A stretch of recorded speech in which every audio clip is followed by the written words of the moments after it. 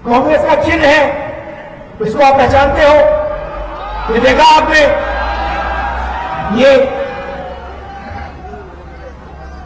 इसको भी मैंने गूगल में डाला, हैंड सिंबल।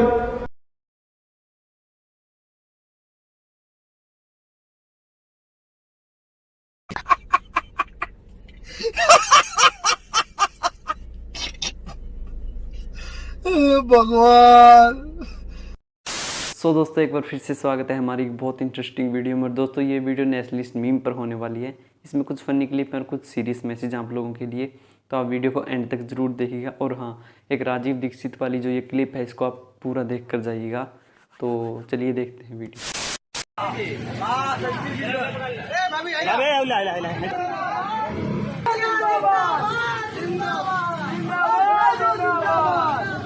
हर हर मोदी जिंदाबाद। It's the one and only Eagle Double G. Snoop Dogg.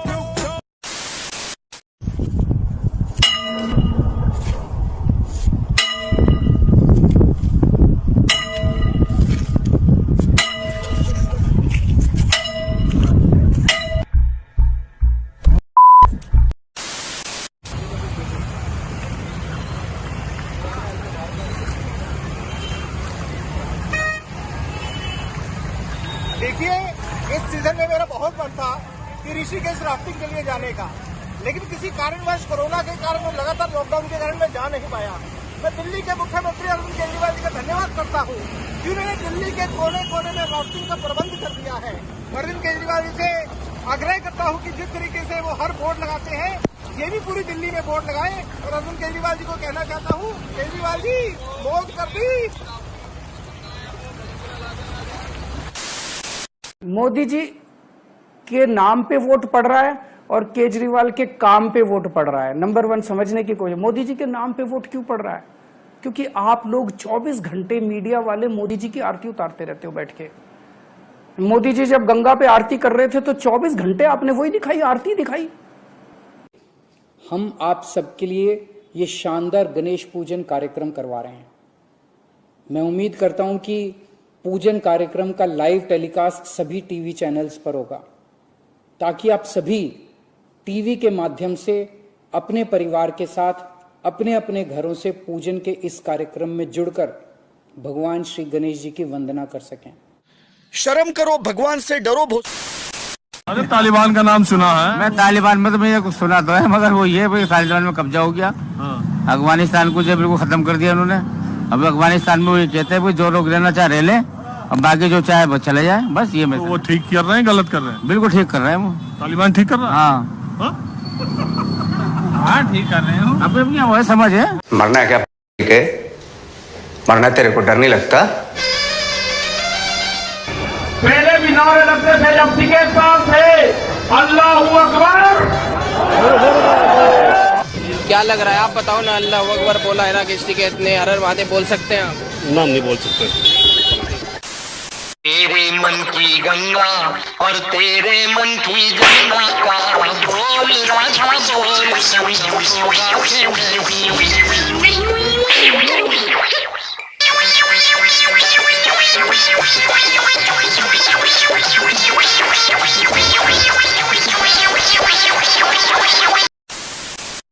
दोस्तों आप तो जानते ही हैं कि राहुल गांधी को डिफेंड करना इतना आसान नहीं है। तो अगली क्लिप में यह बात प्रूव भी हो जाती है, देखिए। लेकिन ये बताइए, ये कौन सा ज्ञान कहता है किसी पार्टी के नेता का कि माता की शक्तियां कम हो रही हैं? अरे जी, सरकारें किसी की आए, पंडित नेहरू की सरकार भी आई इस देश के अंदर, इस देश में इंदिरा जी की सरकार भी आई, इस देश में देवेगौड़ा की सरकार भी आई, इस देश में अटल बिहारी वाजपेयी की सरकार भी आई, इस देश में नरेंद्र मोदी की सरकार भी आई। माता की शक्तियां कम हो जाती है किसी सरकार और किसी फैसले से?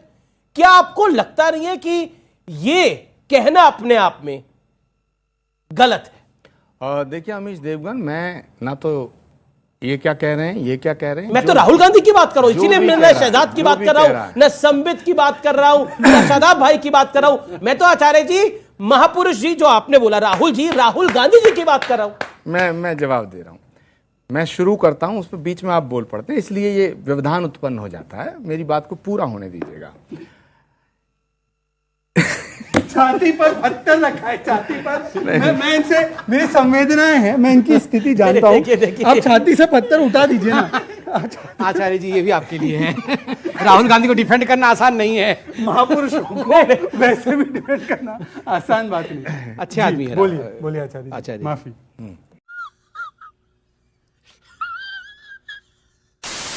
ईस्ट इंडिया कंपनी भारत आई थी तो इंग्लैंड सबसे गरीब देश था दुनिया में। इंग्लैंड के इतिहासकारों ने इंग्लैंड के इतिहास में लिखा है कि 15वीं शताब्दी और 16वीं शताब्दी में इंग्लैंड में 3.5 करोड़ लोग भूख से मर गए थे। इतना बुरा हाल था इंग्लैंड में। कुल आबादी जिस देश की 6 करोड़ हो और उसमें 3.5 करोड़ भूख से मर जाए, ये कोई मामूली बात नहीं। आधी आबादी भूख से मर गई क्योंकि खाने को कुछ नहीं था, पहनने को कुछ नहीं। अंग्रेजों ने कपड़ा पहनना भारत से सीखा, अंग्रेजों ने कपड़ा बनाना भारत से सीखा। भारतवासियों के सफर के पहले तो इंग्लैंड में कोई कपड़ा बनाना नहीं जानता था, पहनना भी नहीं जानता, नंगे रहते आदिवासियों की तरह से, वनवासियों की तरह।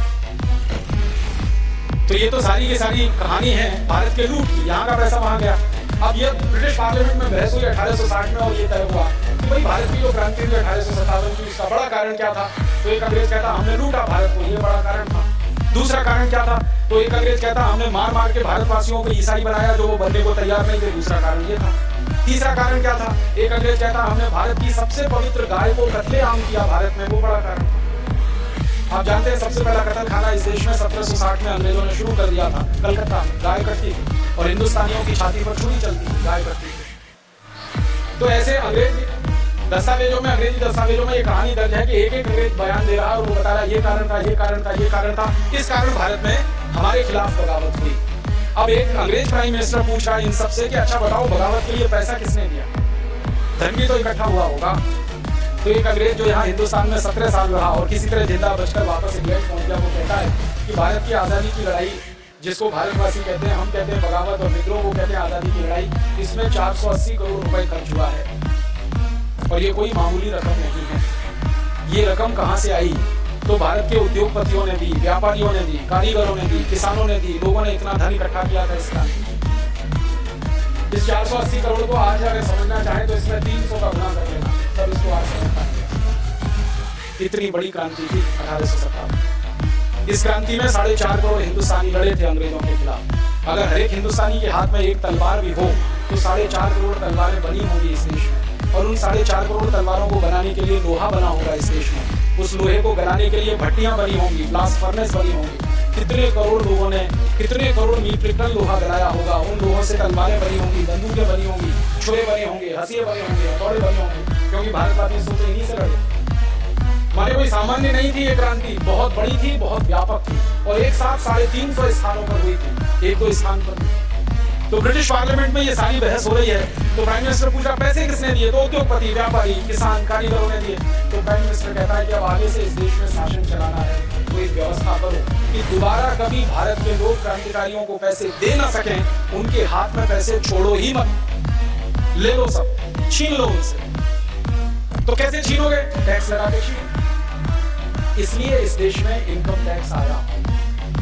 इनकम टैक्स इसलिए नहीं आया कि देश में सरकार चलानी थी अंग्रेजों को और उसके लिए धन की जरूरत थी। इनकम टैक्स इसलिए लाया गया कि भारत के नागरिकों के पास पैसे इतने बचे ही नहीं जो वो क्रांतिकारियों को दान में दे सकें। वो सारे पैसे अंग्रेज छीन कर अपने पास रखें, इसके लिए इनकम टैक्स है। और इनकम टैक्स जब लगाया अंग्रेजों ने तो उसकी लिमिट जानते हैं क्या थी? 97%। माने 100 रुपए आप कमा रहे हैं तो 97 रुपए अंग्रेजों को दे दीजिए। और ये कहानी पूरी तब समझ में आएगी जब और एक जानकारी मैं आपको दूं। ब्रिटिश पार्लियामेंट में बहस हो रही थी और बात चल रही थी कि खाली इनकम टैक्स लगाना है या दूसरे टैक्स भी लगाने। तो बात हुई कि भारत के उद्योगपति और व्यापारी कोई भी सामान बनाए तो बनाने पर ही पहले उनसे टैक्स ले लो। उसको उन्होंने एक्साइज ड्यूटी नाम दे दिया।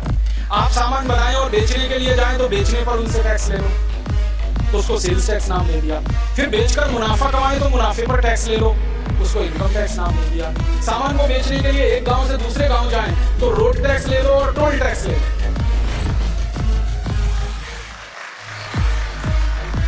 और जिस गांव से सामान लेके जाएं वहां ले लो और जिस गांव में लेके आए वहां ले लो। गांव में लेके आ रहे हैं तो ऑक्ट्रॉय ले लो उनसे और गांव से लेके जा रहे हैं तो एक्सिट टैक्स ले लो उनसे। ऐसे 20 तरह के टैक्स उन्होंने लगाए। एक्साइज ड्यूटी अंग्रेजों ने लगाई 350%। माने 100 रुपए का सामान बनाओ तो 350 रुपए टैक्स में दे दो।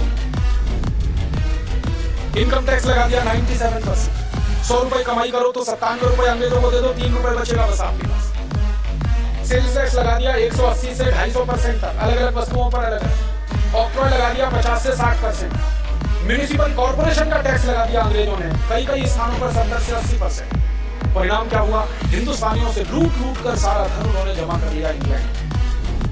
1860 के पहले क्या होता था? लूटने का काम एक ईस्ट इंडिया कंपनी किया करती थी, उनके एजेंट हुआ करते थे। और 1860 के बाद पूरी सरकार ही लूटखोर हो गई, जिन्होंने कानून बनाकर लूटना शुरू कर दिया इस देश में। अब भारतवासी चिल्लाते थे कि हमारी लूट हो रही है, अंग्रेज कहते थे हम तो कानून का पालन कर रहे हैं।